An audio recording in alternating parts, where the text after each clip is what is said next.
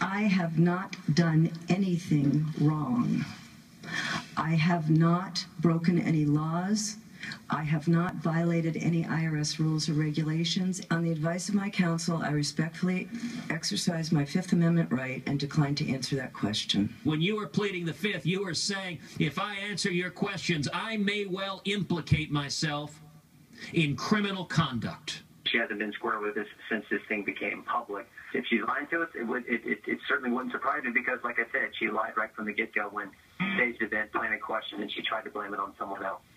Okay, now some new emails have come out from the Senate Finance Committee. One of them, evil and dishonest. Yesterday was a doozy, she writes. They called me back to testify on the IRS scandal, and I took the Fifth again because they had been so evil and dishonest in my lawyer's dealings with them, talking about the GOP lawmakers.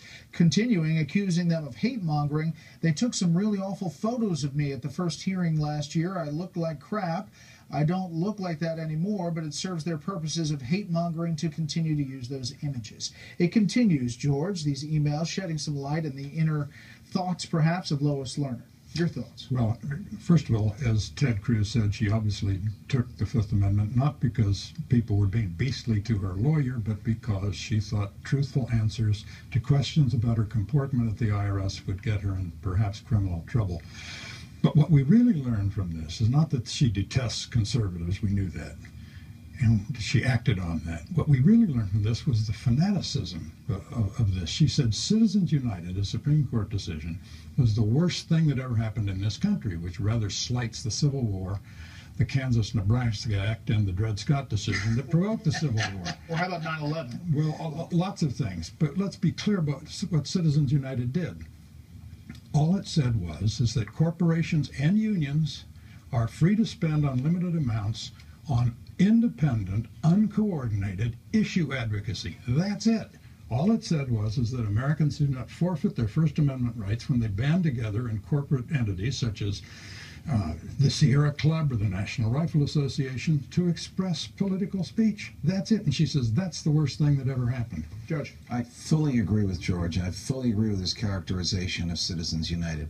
She is a two-bit political hack. She's entitled to be a two-bit political hack, but not to be in a management position at the IRS when she's approving applications for exemption from tax regulations for advocacy groups, because she has a bias against certain advocacy groups and a bias in favor of other advocacy groups. She should not have that job. She can have whatever opinion she wants on Citizens United. She can have whatever opinion she wants on the Republicans who run the House, but she cannot act on those opinions when she's administering the nation's tax laws. But you know, Judge, when I talk to people about this in the IRS investigation, there's this frustration out there that nothing ever came to a conclusion. She took the Fifth, right. Investigation continued forever, right. And so what? Where are we? We only know that this administration, and candidly others before it, have not hesitated to put political activists in positions to administer the country's tax laws, and that's wrong. The IRS needs a fundamental structural change, and only Congress can do that. Sure.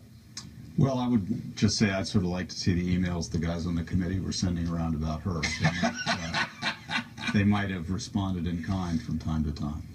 Do you think this investigation goes anyplace, does anything? No, and I think these emails don't advance it one bit. They illuminate her attitude while it was going on, but there's no new fact that I can see. I think within 2 months the investigation may go to impeachment proceedings against Mr. Koskinen, who's the head of the IRS, for obstruction of Congress's rightful power to investigate. I think it will be a big story this fall. There you go. You heard it here. Next up, the